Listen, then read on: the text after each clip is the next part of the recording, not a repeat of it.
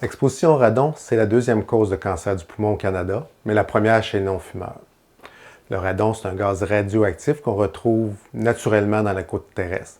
C'est un gaz qui a tendance à migrer vers la surface.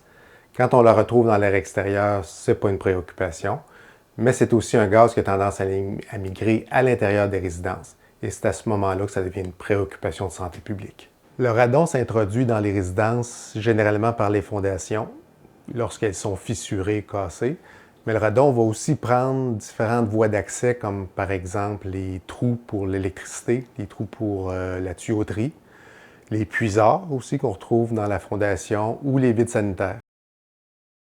La seule façon de savoir s'il y a du radon dans sa résidence, c'est de le mesurer avec un appareil qu'on appelle le dosimètre. Il est possible de se procurer un dosimètre soit en communiquant avec l'Association pulmonaire du Québec, soit CAA. On peut s'en procurer aussi dans une quincaillerie ou on fait appel au service d'un entrepreneur certifié en mesure du radon.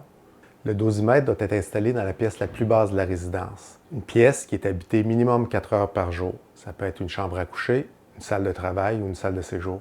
Le dosimètre doit être installé pendant une période de 3 mois, durant la période froide de l'année, soit entre octobre et mars. Une fois cette période-là passée, le dosimètre sera envoyé au laboratoire et le laboratoire vous enverra les résultats par la suite.